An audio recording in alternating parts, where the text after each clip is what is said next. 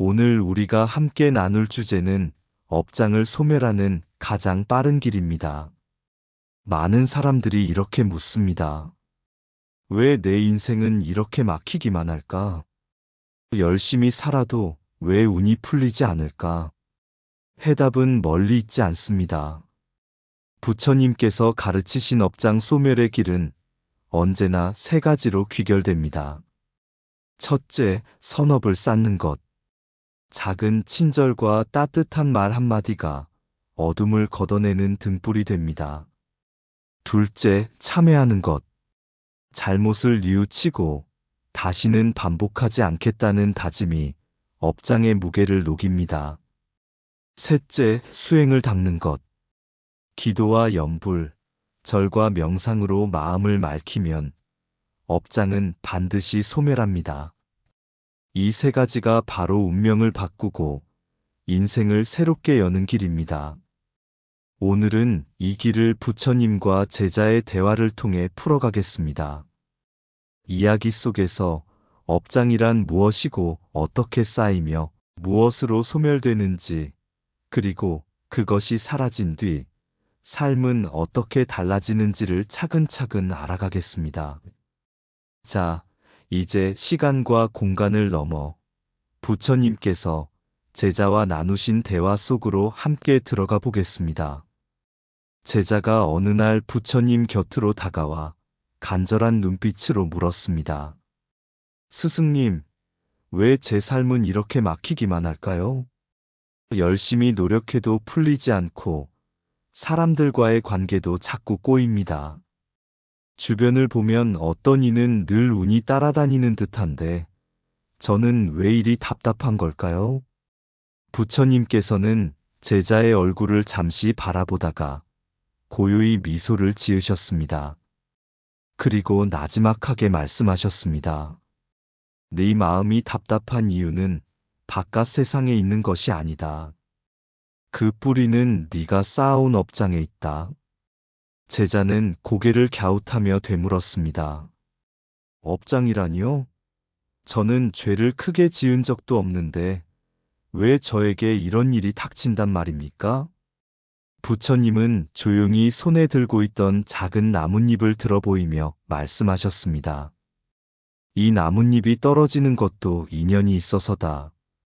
사람이 하는 모든 말과 행동, 그리고 마음속에 떠오르는 생각조차 업이라 부른다. 씨앗을 심으면 반드시 열매가 열리듯 우리가 지은 업도 반드시 결과를 맺게 된다. 선한 씨앗은 선한 열매로, 악한 씨앗은 고통의 열매로 돌아온다. 제자는 한동안 침묵하다가 조심스레 말했습니다. 그렇다면 저는 지금까지 많은 씨앗을 심어온 셈이군요. 그러나 저는 좋은 씨앗도 심었습니다. 그런데 왜 나쁜 열매만 거두게 되는 겁니까? 부처님께서는 고개를 끄덕이며 대답하셨습니다. 업은 때로는 곧바로 결과를 맺기도 하지만 어떤 업은 오랜 세월이 지나서야 열매를 맺기도 한다. 너희가 전생에 지은 업이 지금의 삶에 작용하기도 하고 지금 짓는 업이 미래에 영향을 미치기도 하지. 그러니 당장 눈앞의 결과만으로 속단하지 말라. 제자는 조금 이해하는 듯 고개를 끄덕였지만 다시 질문했습니다. 스승님, 그렇다면 업장이란 무엇입니까? 부처님은 손가락으로 땅 위에 작은 선을 그리며 말씀하셨습니다. 업장은 단순한 업이 아니다. 오랜 세월 쌓이고 쌓여 마음을 무겁게 만드는 찌꺼기와 같다. 먼지가 방 안에 조금 쌓일 때는 청소하면 되지만 수십 년간 쌓이면 쉽게 걷어낼 수 없지 않느냐? 업장도 마찬가지다. 작은 잘못이 반복되고 미움과 탐욕이 쌓이면 그것이 마음의 그림자를 들이우는 것이니라. 부처님은 잠시 말을 멈추고 제자를 똑바로 바라보며 덧붙이셨습니다. 업장이 깊은 자는 이유 없이 몸이 무겁고 아무리 길을 찾으려 해도 장애가 많다. 사람과의 관계는 갈등으로 가득 차고 일은 번번이 막히며 스스로도 알 수 없는 불안과 우울에 시달리게 된다. 제자는 고개를 숙이며 속삭였습니다. 그렇다면 저는 도대체 어떻게 업장을 쌓아온 것입니까? 부처님은 부드럽게 미소 지으며 세 가지 원인을 말씀하셨습니다. 첫째, 과거의 습관과 행동. 사람의 습관은 개울물과 같다. 물이 한 번 길을 정하면 그 방향으로 흐르듯 오랜 세월 이어온 습관은 업장을 두텁게 쌓는다. 분노를 쉽게 내던 자는 분노의 길을, 욕심을 따르던 자는 집착의 길을 깊게 걸어온다. 전생에서 지은 업조차 지금의 삶에 영향을 주기도 한다. 둘째, 무의식 속에서 쌓이는 업. 사람은 걸으면서 발자국이 남는 것을 의식하지 못하듯 무심코 내뱉은 말과 떠오른 생각이 업장을 만든다. 험담, 거짓말, 원망, 부정적인 마음. 이 모든 것이 쌓여 마음을 흐리고 운을 가로막는다. 셋째, 조상과 가문으로부터 이어진 업. 부처님은 큰 나무를 가리키며 말씀하셨습니다. 이 나무의 가지와 잎은 해마다 바뀌지만 뿌리는 깊게 이어져 있지 않느냐? 사람도 그러하다. 부모와 조상의 업은 후손에게도 이어진다. 조상이 지은 업이 후손의 길을 어둡게 하기도 하고 후손이 지은 선업이 조상의 업을 씻어주기도 한다. 그러니 내 삶만이 아니라 가문의 업도 함께 짊어지고 있는 것이다. 제자는 한동안 아무 말도 하지 못했습니다. 그제야 지금까지의 삶에서 겪었던 막힘과 고통이 단순한 우연이 아님을 깨달았기 때문입니다. 스승님, 그렇다면 저는 제 업장뿐 아니라 조상의 업까지 씻어야 한다는 말씀이군요. 부처님은 따뜻한 눈빛으로 제자를 바라보며 말씀하셨습니다. 그렇다. 그러나 두려워하지 말아라. 네가 지금부터라도 올바르게 살아간다면 네 업장뿐 아니라 가문의 업도 함께 소멸될 수 있다. 업장은 두터운 구름과 같으나 구름이 아무리 짙어도 결국 거치고 맑은 하늘이 드러나듯 업장도 반드시 사라질 수 있다.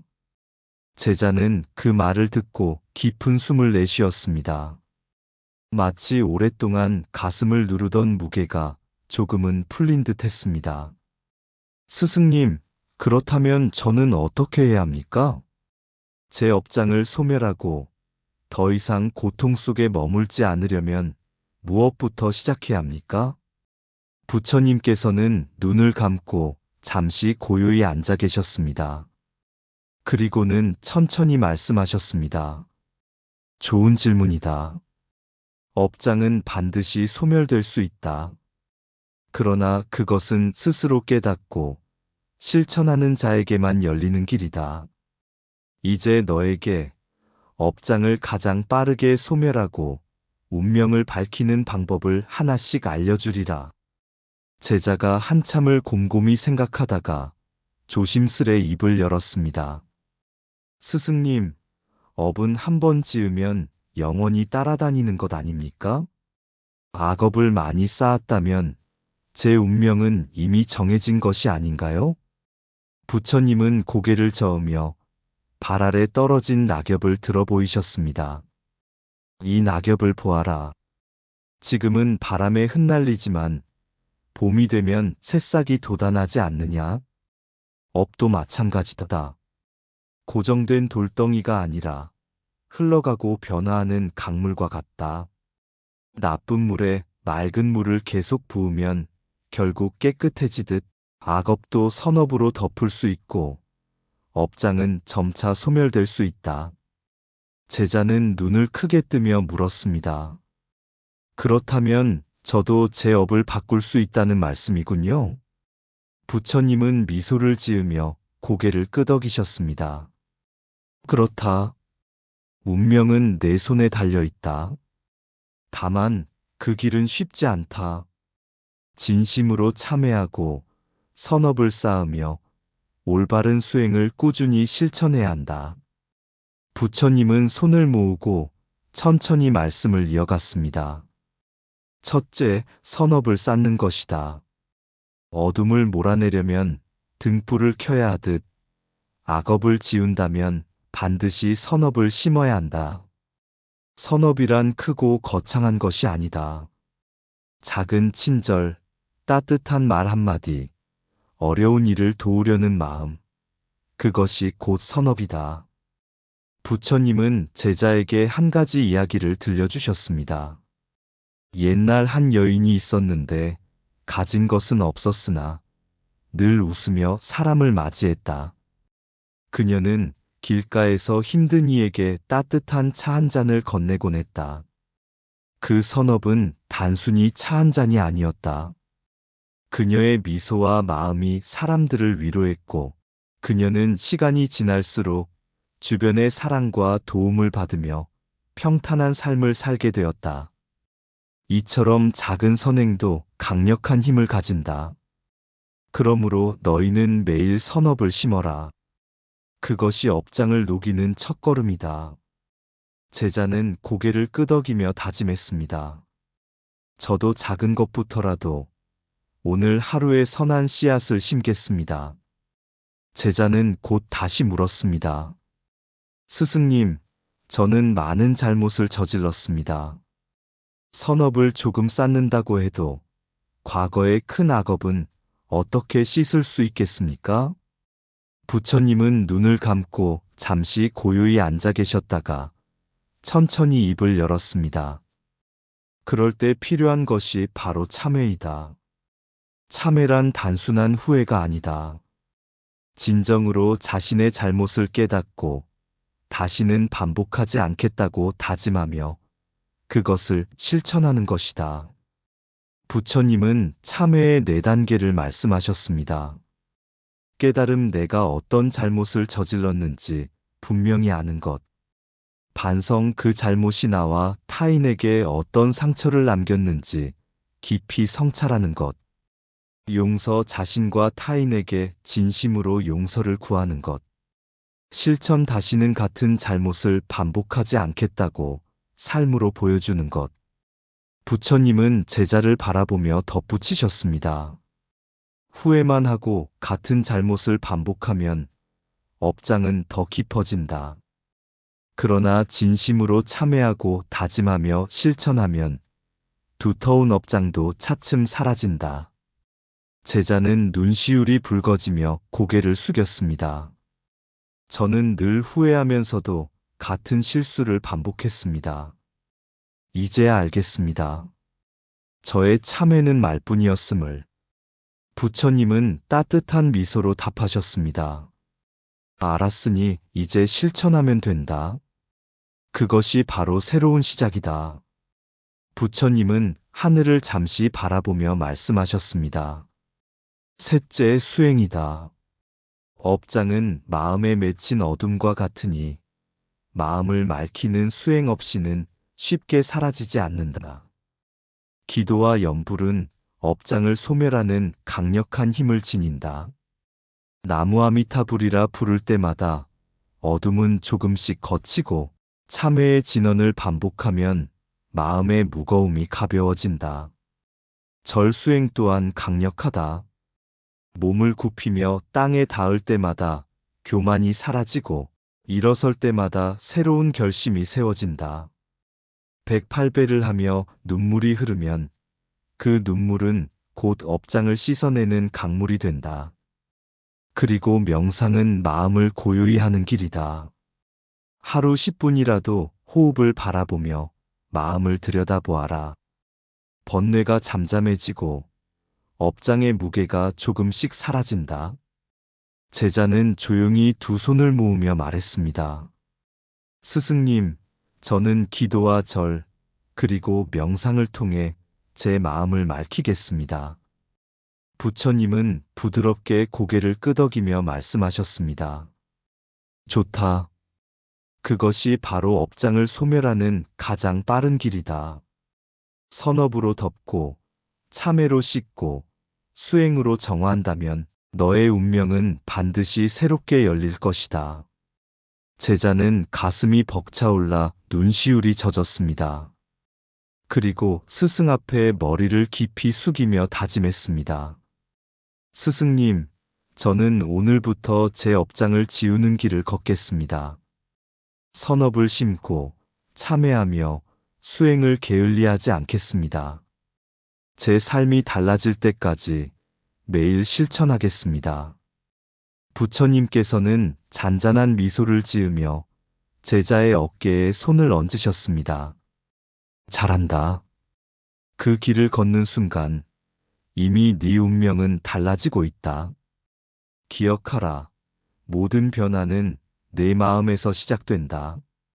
제자가 한동안 묵묵히 수행을 떠올리다가 다시 부처님께 물었습니다. 스승님, 만약 업장이 정말로 소멸된다면 삶은 어떻게 달라집니까? 저 같은 범부에게도 그 변화를 느낄 수 있겠습니까? 부처님께서는 눈을 감고 잠시 고요히 계시다가 부드럽게 말씀하셨습니다.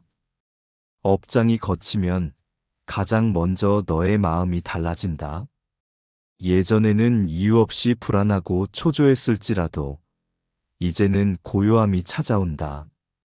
마음이 고요해지면 몸도 병들지 않고 차츰 맑아진다.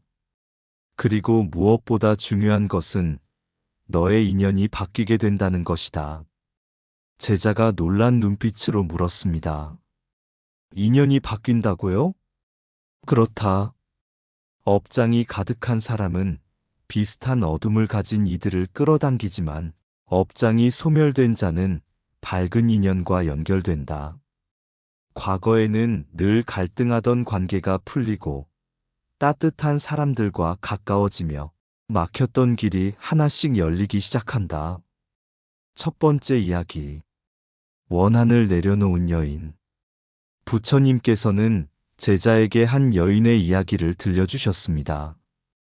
옛날 한 여인이 있었다. 그녀는 젊은 시절 깊은 상처를 입고 살아왔다. 사람들에게 배신당하고 남편에게 버림받으며 마음속에 원한을 가득 쌓아두었지.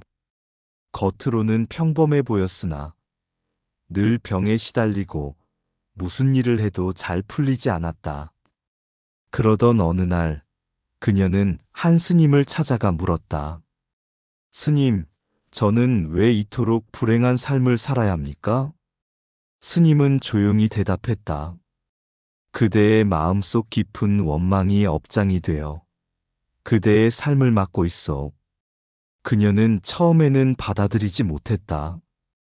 저를 힘들게 한 건 남들인데 왜 제가 업장을 짊어져야 합니까? 하지만 시간이 지날수록 알게 되었다. 정작 불행을 겪고 있는 것은 원망의 대상이 아니라 바로 자신이었다는 것을. 결국 그녀는 마음을 다잡고 용서를 실천하기 시작했다. 처음에는 입술만으로 용서를 중얼거렸지만 점차 기도가 깊어지자 그 마음이 진심으로 변해갔다.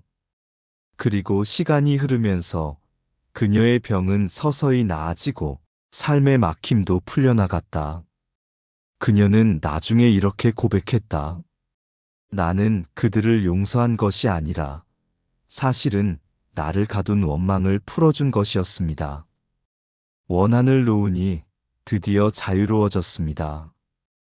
이것이 바로 업장이 소멸될 때 나타나는 변화다. 두 번째 이야기. 108배로 병을 이겨낸 남자. 부처님은 또 다른 이야기를 이어가셨습니다. 한 남자가 있었다. 그는 젊은 날 늘 거칠게 살았다.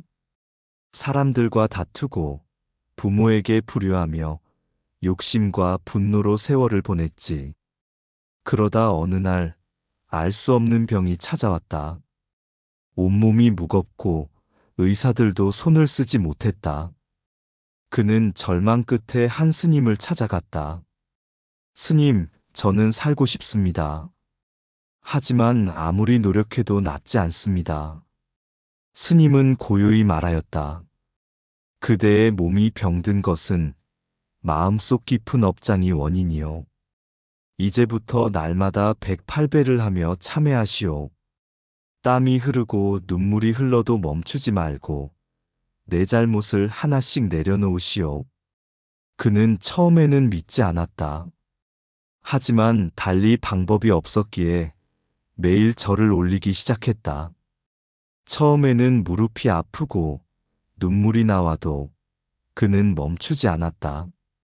한 달, 두 달, 그리고 1년이 지나자 그의 마음은 점점 고요해지고 몸도 서서히 회복되었다. 마침내 그는 병을 이겨냈다. 그리고 이렇게 고백했다. 내 병은 약으로만 고쳐지는 것이 아니었습니다.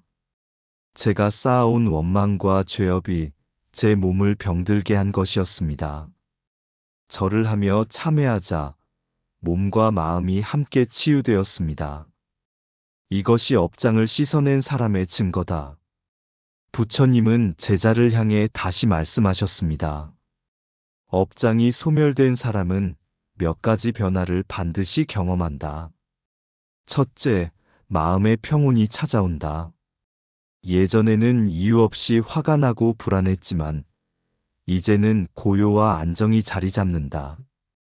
둘째, 좋은 인연이 다가온다.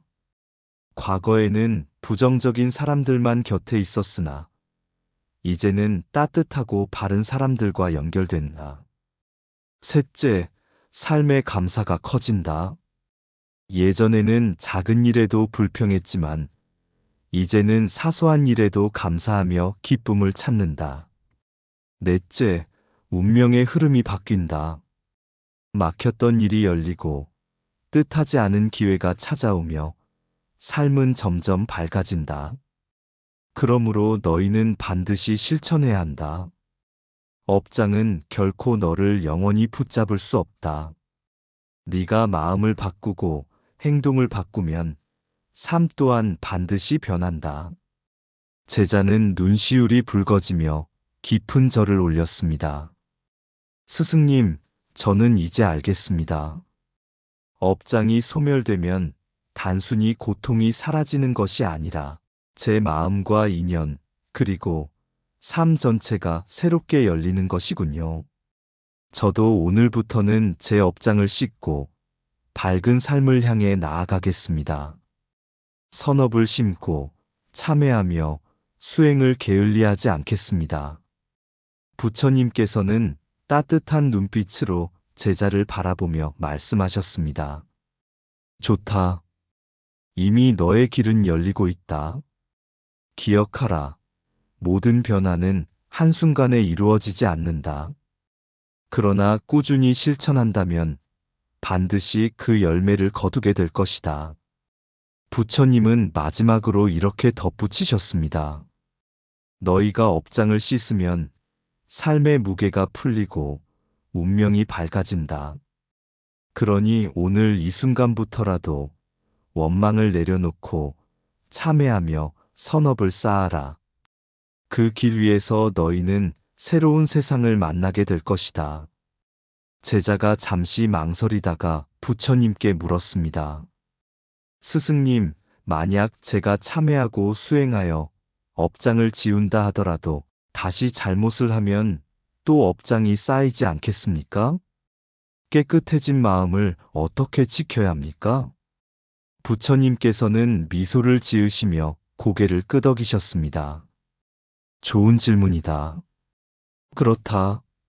업장은 한번 소멸되었다고 해서 영원히 사라지는 것이 아니다. 마치 깨끗하게 청소한 방도 관리하지 않으면 먼지가 쌓이듯 너의 마음도 끊임없이 살피지 않으면 다시 업장이 쌓이게 된다. 그러므로 업장을 막는 지혜로운 습관을 길러야 한다. 부처님께서는 손가락을 하나씩 접으며 말씀하셨습니다.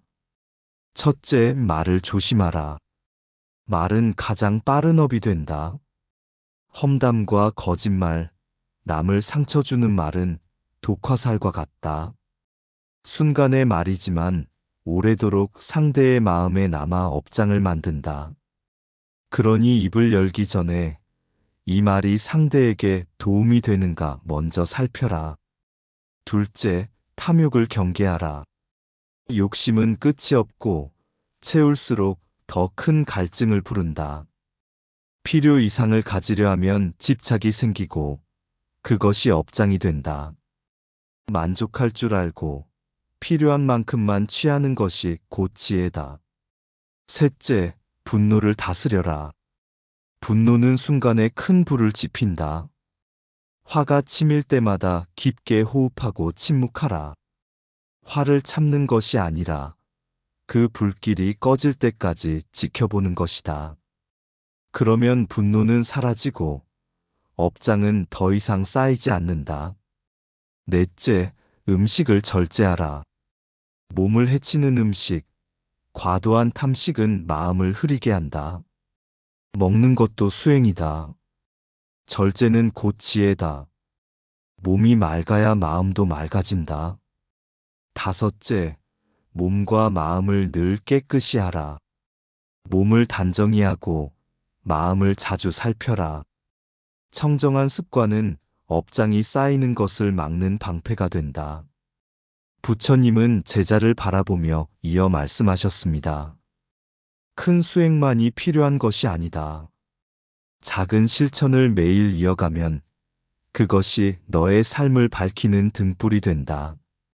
아침에 감사 기도. 하루를 시작하며 오늘도 선한 마음으로 살겠습니다 라고 다짐하라. 그 마음이 너의 하루를 맑게 한다. 작은 친절 한 가지. 돈이 없어도 보시할 것은 많다. 따뜻한 말, 작은 배려, 미소 한 번도 큰 공덕이 된다. 하루에 한 번은 누군가에게 기쁨을 건네라. 저녁에 참회와 반성. 잠들기 전 오늘 하루를 돌아보며 잘못한 일이 있다면 진심으로 참회하라. 반성 없는 날은 업장을 지우지 못한다. 짧은 명상과 호흡. 하루 10분이라도 고요히 앉아 호흡을 바라보아라. 생각이 흩어지면 다시 숨으로 돌아오라. 이 단순한 수행이 업장을 가볍게 한다. 108배 절 수행. 몸을 굽히며 교만을 버리고 일어서며 새로운 결심을 세워라. 한 번의 절이 작은 실천 같으나 쌓이고 쌓여 업장을 소멸시킨다. 스승님, 혼자 있을 때는 수행할 수 있지만 가정과 일터에서는 화도 나고 미움도 생깁니다. 그럴 때는 어떻게 해야 합니까? 부처님은 고요히 대답하셨습니다. 가정은 수행의 첫 도량이다. 가족을 원망하지 말고 이해하고 용서하라. 부모를 공경하고 자녀를 사랑하되 집착하지 말라. 또한 직장과 세상에서도 마찬가지다. 경쟁과 다툼 속에서도 너그러움을 지켜라. 남을 넘어뜨려 얻는 이익은 오래가지 못하고 함께 살아가는 길이 곧 너를 살리는 길이다. 아침 감사의 기도로 시작하라. 낮 작은 친절과 선행을 실천하라. 저녁 하루를 반성하고 참회하라. 밤 잠들기 전 짧은 명상으로 마음을 고요히 하라. 이렇게 하루를 보내면 업장은 쌓이지 못한다. 그리고 삶은 점점 가벼워지고 운은 점점 밝아진다. 제자는 깊이 고개를 숙이며 말했습니다. 스승님, 저는 이제 알겠습니다. 업장을 지우는 것도 중요하지만 다시 쌓이지 않도록 지키는 것이 더 어렵다는 것을요. 이제부터는 매 순간 제 말과 마음을 살피며 살겠습니다. 부처님은 따뜻한 눈빛으로 말씀하셨습니다. 그렇다. 업장은 눈에 보이지 않기에 더 조심해야 한다. 하지만 네가 작은 습관을 지켜나간다면 그것이 곧 큰 수행이 되어 너를 지켜줄 것이다. 업장을 막는 길은 거창하지 않다. 작은 말 한마디, 사소한 선택 하나가 너의 삶을 맑게도 하고 어둡게도 한다.